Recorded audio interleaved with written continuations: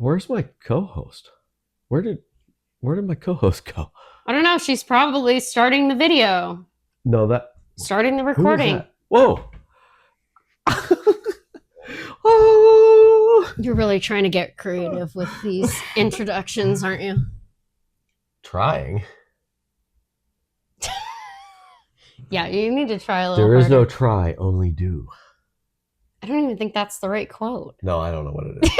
I think that's a Yoda. You're really thing. not a very good Star Wars fan I'm for not. somebody who's got like Grogu all over your house and a Star Wars email address. Yeah. Oh, here he is. Hang on a second here.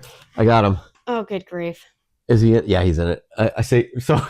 Wow, can you believe it? She called it. And there you go. We got a little dust on there, but hey, we got Grogu there and Mando. Don't throw Grogu. They're cool. You need to be nicer to your Grogu. And my nickname for a period of time was Vader because of Darth Vader. It has to do with my work. And but I'm not crazy about Thank God Star you're Wars. not anybody's dad. I'm not crazy about Star Wars. I am Pumpy's dad and Cheeky and stuff. Okay. I was going to say Pumpy really takes after you when he plays toss and fetch. Speaking of toss and fetch. How do you figure? You're going to tell me how many world championships has he won? A lot. Yeah. Oh, okay. You know what? If I were playing with him, he could be a... Wait, you just did. And then you got like a 0. No, I didn't. Not recently. Last year.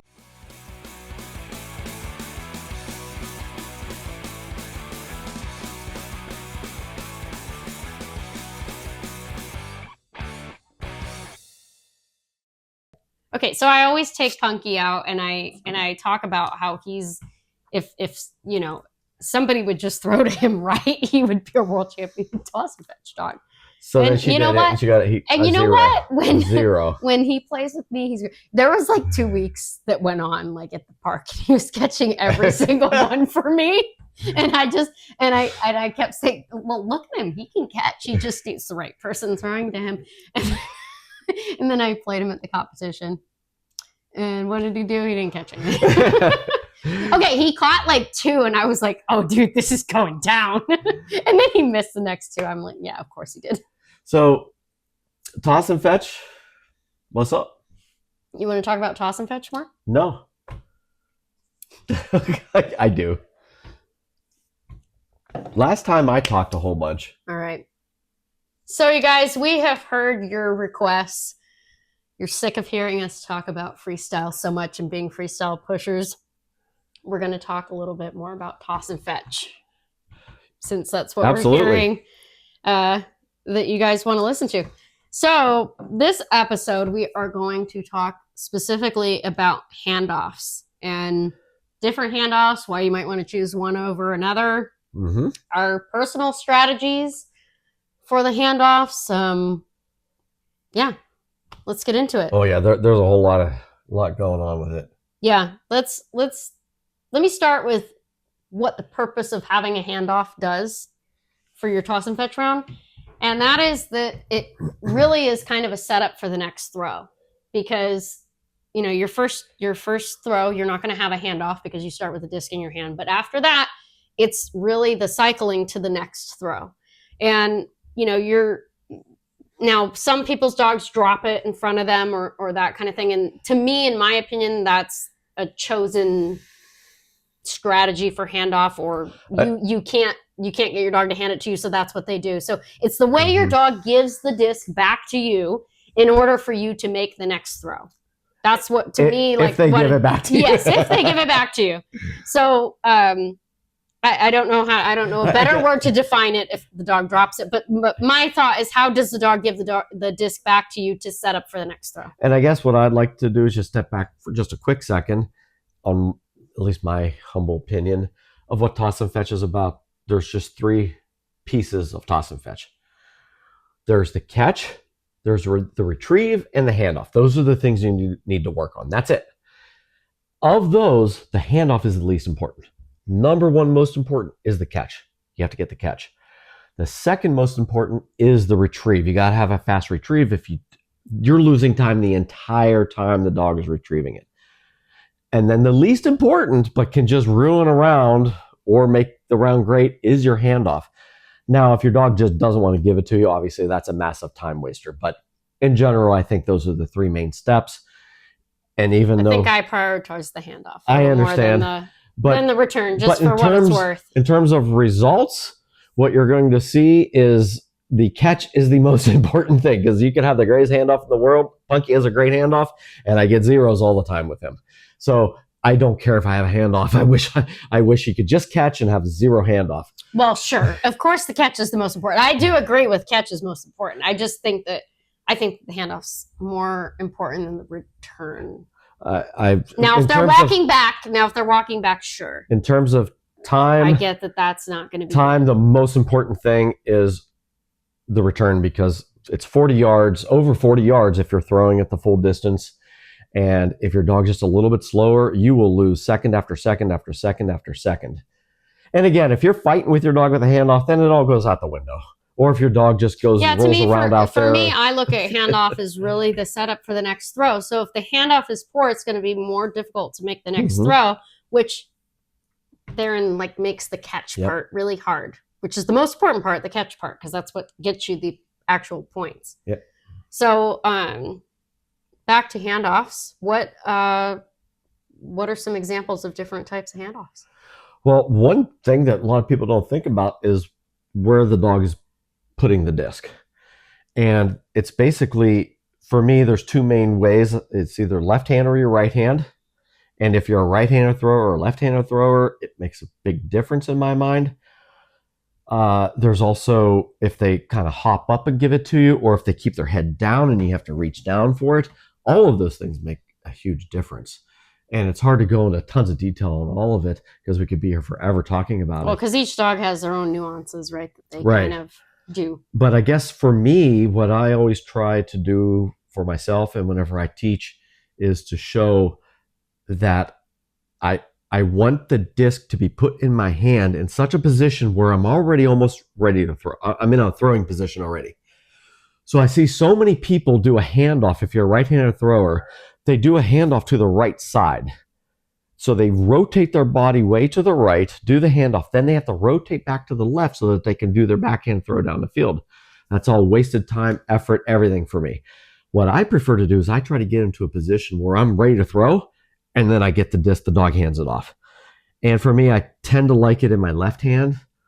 And the reason being is because if they yank it or something like that, if it doesn't impact me. So if I get it in my left hand. It's the initial grip that you have control, and then you can do a proper grip to throw it. I do my proper grip to throw. If I do the handoff with just my right hand, or primarily my right hand, I'm a right-handed thrower, and they go and twist or do something, and then it's just not quite in there right, they're already going around or running down the field, and I need to adjust. It's just completely throws me off. I don't like it. So I prefer to get it in my left hand and then transition to my right hand within a moment. Sometimes I go both hands. If I have a dog that doesn't have as good a handoff, or if they hand it off into a weird position, or like Bon, she's so little, I got to reach way down. I get both hands down there just to try to get my hand on it. Yes. And it's worth noting that your dogs all do a give and go style. Yes. Of toss and fetch. You don't send any of your dogs around. Right. I send around on my very first throw as a standard so that they all know what direction to go, and there's no question about it or anything like that. And I do a give and go on subsequent throws, which is when they hand it off, they turn around and go. They don't go around. And that requires a very quick handoff, where I say a handoff's not as important. And in the case where what I'm doing, it is paramount to how I throw and how I strategize my round. Yeah, and if they fight with you, it's going to mess up your throw bad. There's no resetting. You don't have any time to reset. Or they pull you over the line, right? You get your feet off center. You got to reset.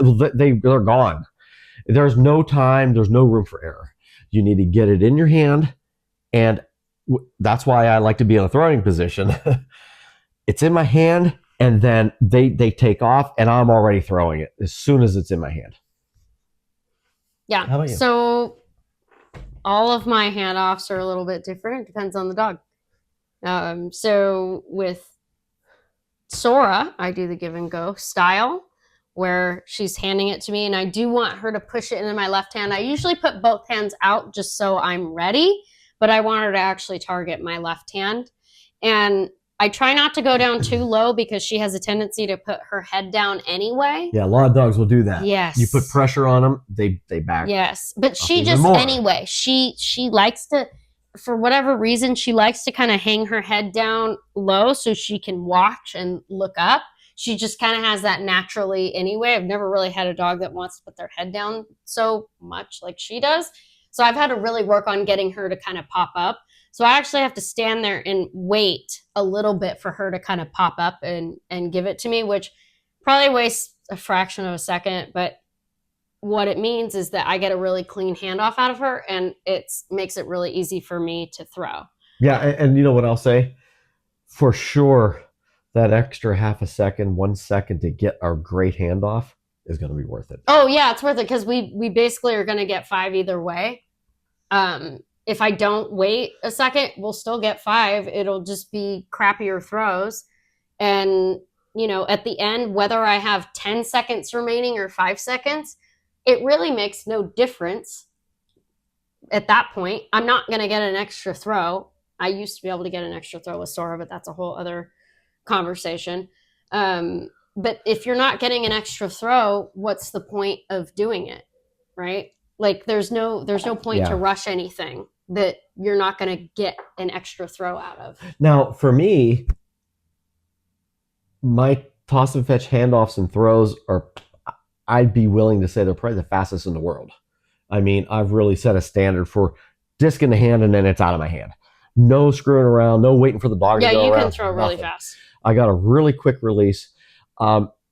With that said, I don't feel rushed in anything I ever do. Unless it's like 3, 2, 1. But even then, until they say 1 second, I'm not even worried about it. If they say I'm the same way. If it's 1 second and that disc is in my hand, it is going down the field on time. I can promise you. My release is less than a second. Now, I don't do that normally. It's probably more like a second or a second and a half or something like that. But if I'm running out of time, I have thrown it from the dog's mouth. Now, I make sure they drop it. But as it gets into my hand, it's 1 second and it's in, and I tell them to drop it or whatever. And as soon as it's out of their mouth, I throw it from that position. I've thrown it from, you've seen me do this. I've kneeled down because I fumbled a handoff. For whatever reason, it happens, even with the best dogs. It just happens. Yeah, it does. I've had them fumble with no time left, and I've been down on one knee. I don't know how, every year, there's probably 2 or 3 times I have to do that. And then I throw it down the field with no issue at all. So, and how do you get to that? Like what is going on in your brain for that? When I practice my throwing toss and fetch, I mix in all sorts of different scenarios. I act like I'm on the field at the World Championships and time is running down and the disc falls out of my hand and there's 1 second left. And I run through that scenario. There's probably 100. I'm actually doing one lately. And it is with the disc dropped just over the line. So now I got to cross the line, come back, do my throw, lose no time. My dog's already running down the field, throw it out ahead of him, get a catch, and like nothing happened in the round. I actually practiced that in my toss and fetch practice with myself, not with the dogs, with me. Everything that can go wrong, I try to practice it. I do that too. Those same kind of like put your, get your mental scenarios. Yeah, especially for something maybe that happened recently, or maybe I hadn't done that in a while, and I hadn't done that thing over the line. Yeah. Come back and set. And I think I had one of those. And my throw wasn't good. And even if it's rare, it's like it happens. It'll find a way to happen. And it always finds its way to happen at a world championship or some big event. And when it doesn't, if you could come through, like we've both been able to do, you feel so good about it because it's like I practiced that. Yeah, you're like, oh, I know what to do with this. Yep. Yeah. It's crazy. So, just kind of like sort of on the same topic. Like I heard, I remember listening to this interview from Michael Phelps, and he talked about how he would practice with like water in his goggles and stuff because that stuff happens. Like he'll practice for the worst. And I want to say, and don't quote me on this, I might be misremembering, I think he had a run at the Olympics where his goggles filled with water or something like that, and he was able to and push what did he through did? it. We already know he Yeah, won. well, yeah, I'm sure he won, but there's only a couple times he's been out there. Whatever he did, he pushed through it, right? But he practiced for all those worst case scenarios. That was a really good question for me. I didn't know we'd even go in that direction. That's why. Well, you brought it up, so I thought, accidentally. I didn't even mean to. Let's discuss that. Okay. So some other handoffs. So like I said, my handoffs are very dog dependent. I'm personally I'm not a big fan. Not that I'm not a fan, but I don't recommend doing the give and go handoff. But we'll get into that later. My other dogs have different handoffs. So Link, he's still kind of working on his. He brings it to, usually I want him to bring it right in front of me. I don't want him to bring it to my left side because I'm a right-handed thrower, and I think it's going to eat too much time for him to turn and go around me because I send Link around after. So, and I don't want him to go too far to the right because, like you said, then I'm going to have to, totally reorient my body.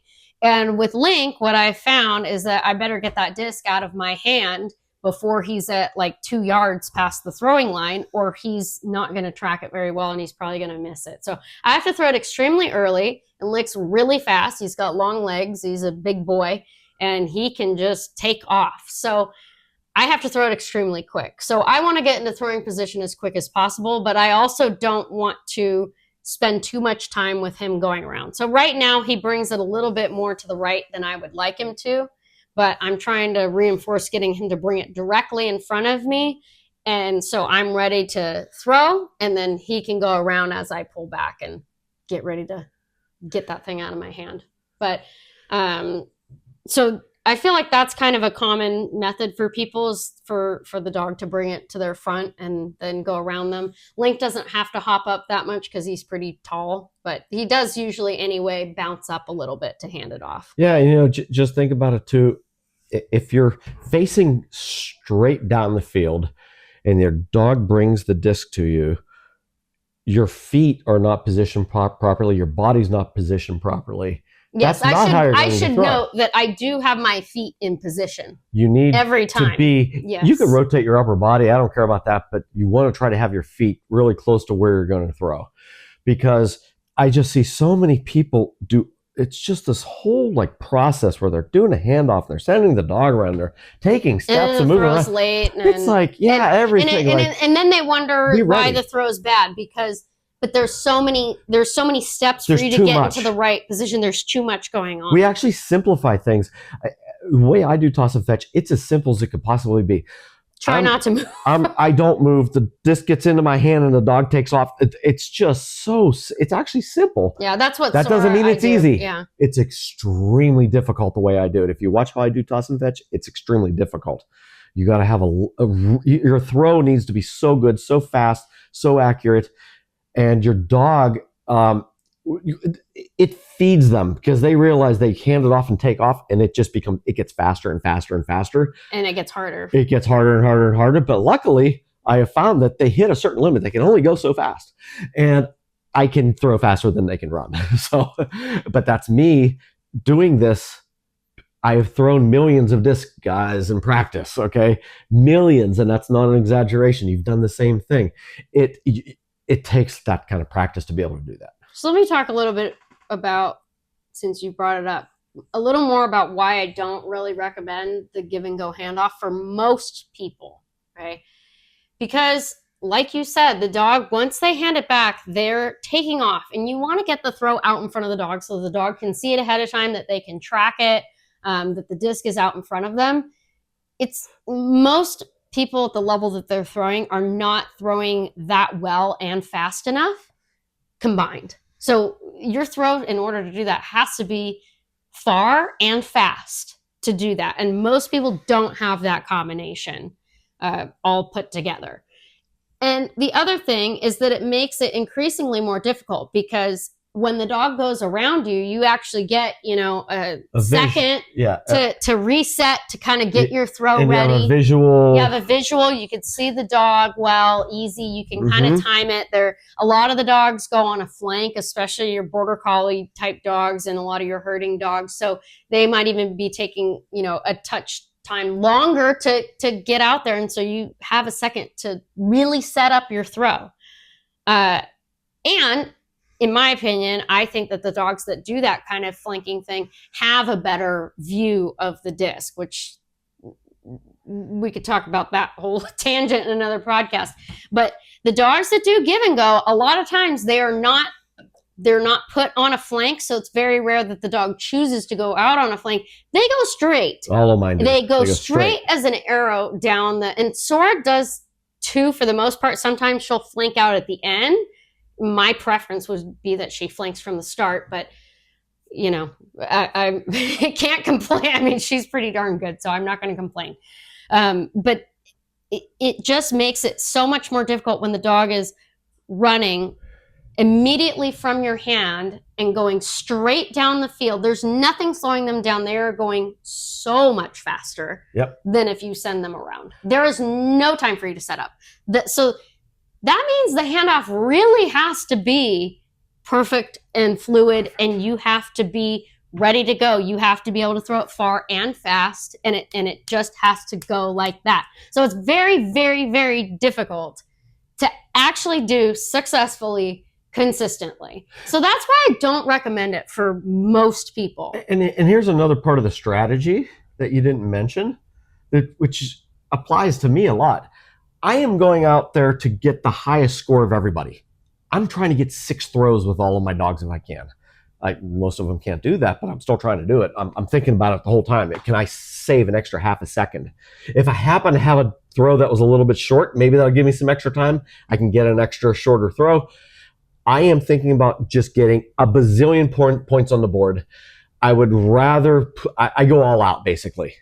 If you're going out, it's a high risk, high reward. It's strategy. High risk, high reward. Yes. As I get better at it, I don't have hardly any risk. My risk has gone to almost zero. It's just normal for me now. Now, if you're just going out and you just want to have fun with toss and fetch, don't do it. Just don't even think about it. It's not worth it. And I will say, let me warn you, because I felt that I ruined Flash by trying to get him to do the give and go handoff. He didn't track very well after that. And I thought I was doing myself a favor, but I don't think I was ready throwing skill-wise. And what happened is that Flash learned not to track. And then he ended up being a little bit more avoidant of the other style of handoff because he wanted to do give and go instead of going around. So then when I started sending him around again, he wasn't a fan. And Sora's actually the same way. I wanted to go back to doing around with her. And her handoff was just not as good. And maybe that's on me for not training it as much. I'm sure I could have gotten further, but there was a couple of years where I had done a lot of testing with Sora's different handoffs and different strategies, what I should be doing, because I was injured and I couldn't throw as fast. But her handoff was not quite as nice with the around. So just worth noting that, it can cause struggle if you don't go all in on one strategy. And if you're doing a give and go, you still need to keep that around.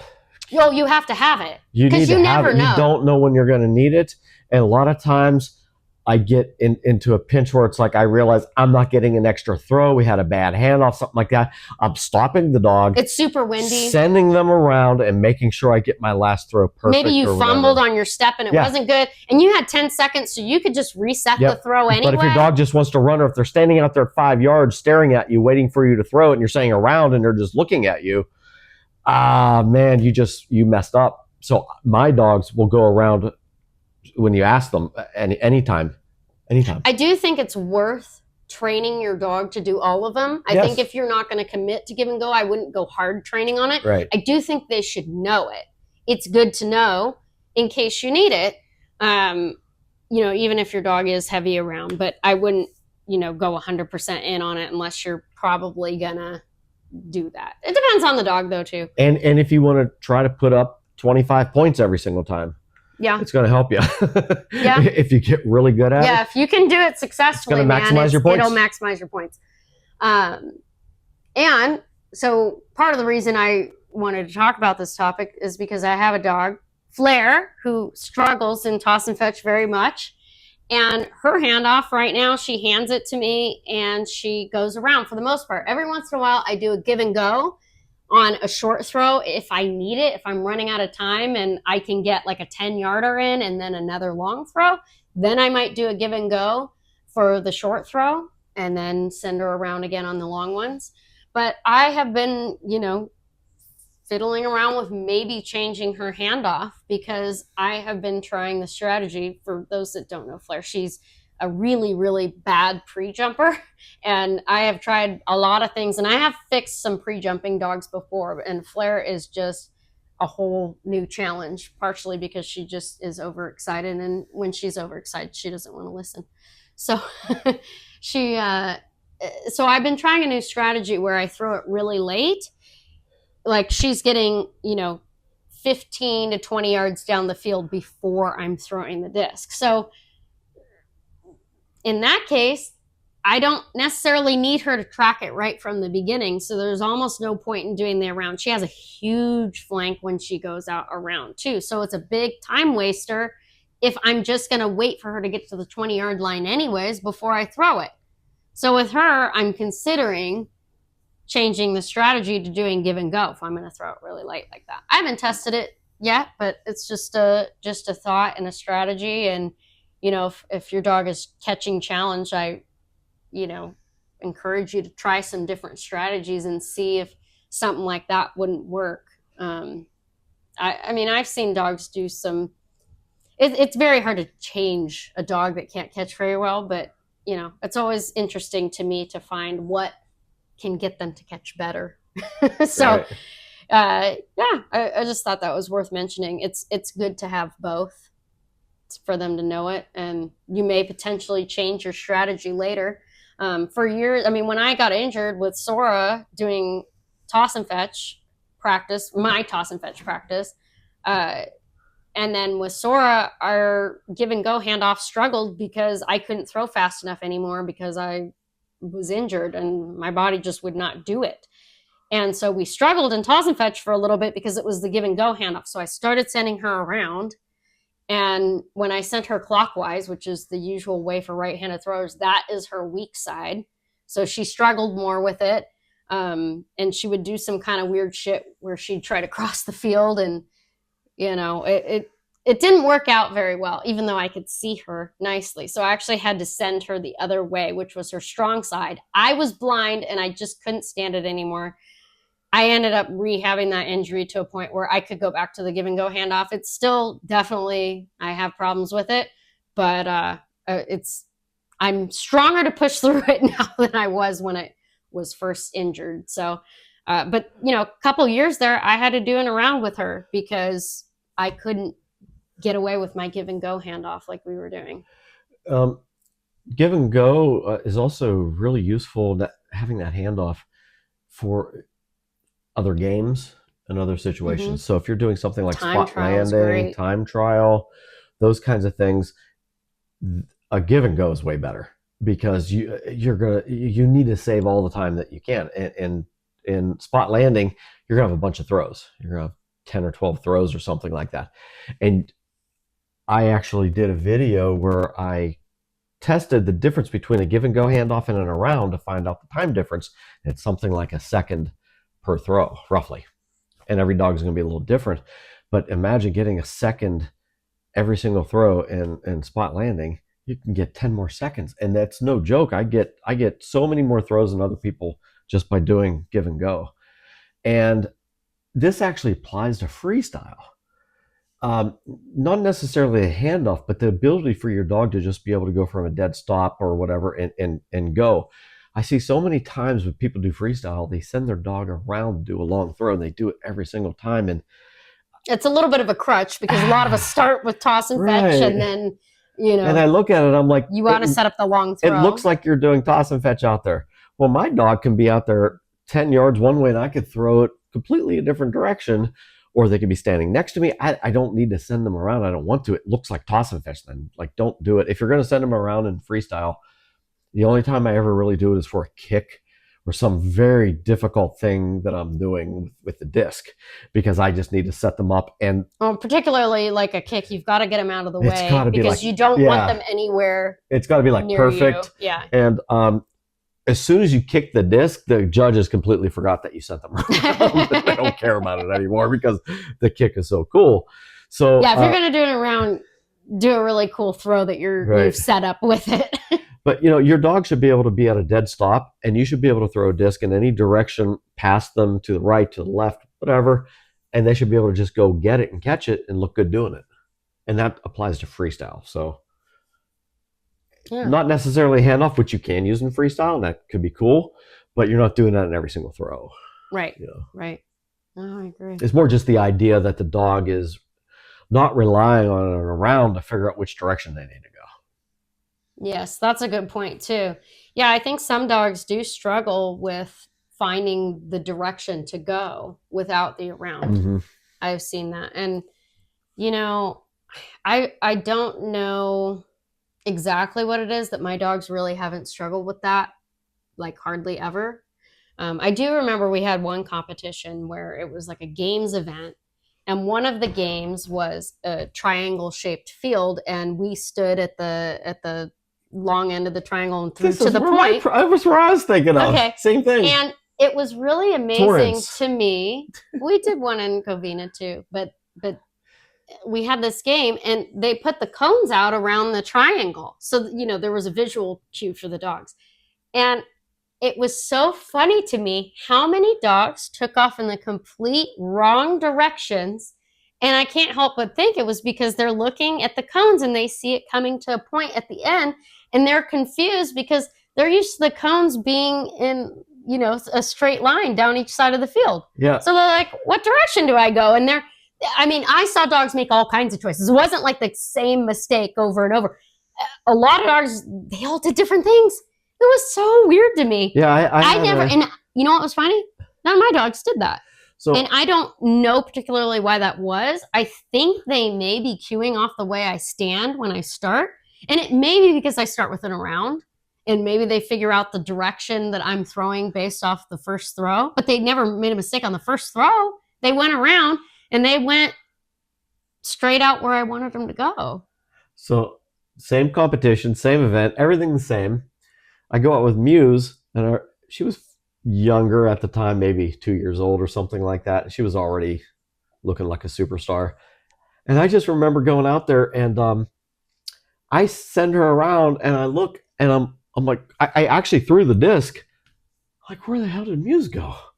And I'm looking, she ran 90 degrees the wrong direction. I mean, completely the opposite way, and just kept running. And she just kept running, and my disc went down the field.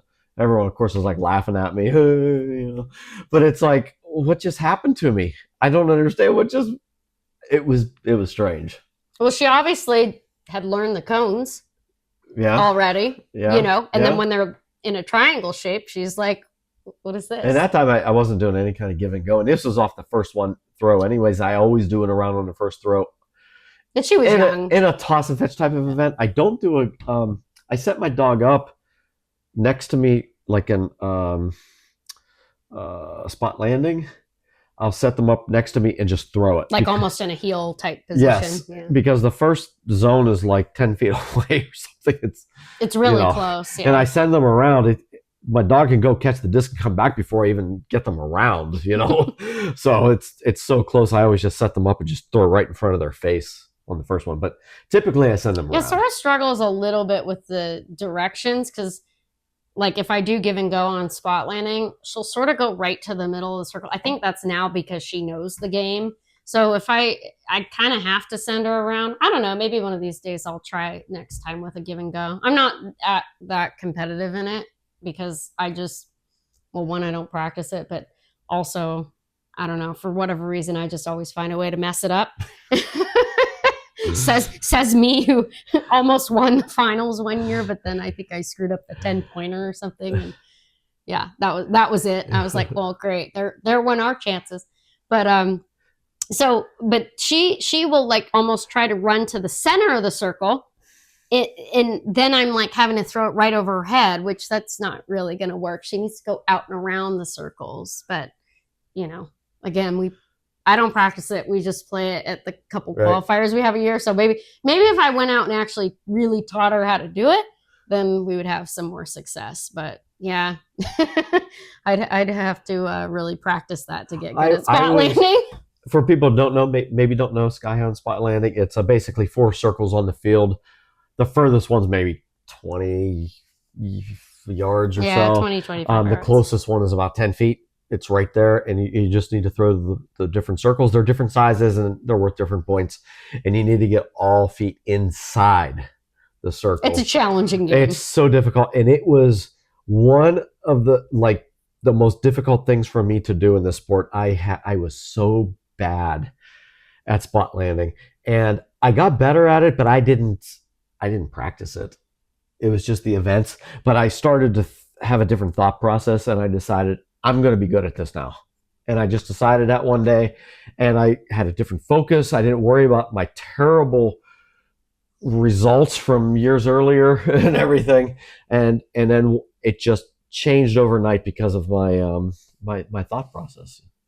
Yeah, sometimes I can be really good at it, and then other times I'm like, okay, well, I just couldn't hit any circles today. And if there's a little element of luck too. If you don't get the circles, if you get the catch, you just get 1 point. But the high scoring is 10. It's a little bit of a pity point. Yeah, it's worth almost nothing. Yeah. So yeah, you need to get the zones. You really have to get the circles to get the points. In the first one, I mean, we had a Great Dane that we put in the middle of the circle. Oh my gosh, that Gus. was so funny. It was Gus. Yes, and he couldn't fit in the first circle, which is the smallest fit one. In it.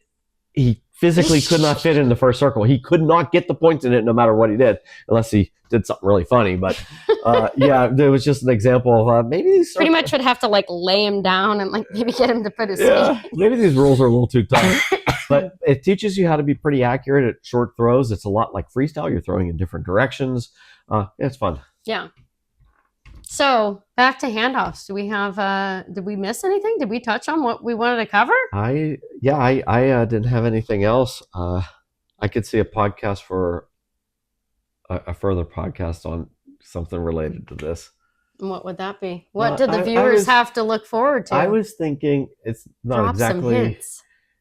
Handoff related directly, but it's the strategies that I practice doing my toss and fetch practice. No dog, just me with my discs and you with your discs, and all the different scenarios we run through in our mind and what we practice, especially the oddball things, just the different things. Yeah. Other than just throwing the disc down the field and trying to get that perfect throw, there's a lot more. Mm-hmm. I think that could be really fun. Yeah, I bet that could be really fun too. If you want to see it, let us know in the comments if you want to listen to that episode and see what we put ourselves through. We've been getting a lot of good feedback. You got to keep giving it to us so we can keep trying to do this. Just let us know. We know it's a small niche group of disc dog lovers out there, and get your friends listening. If they don't know about it, let them know. And I've been hearing a lot of people enjoy listening to our podcast on their drive to the next disc dog event. So that's pretty cool to hear. We love your dogs, everybody. That's the most important thing. That's all that matters. Just love your dogs. For sure. All righty. That has been the Disc Dog Pod. See you guys. Thanks for listening.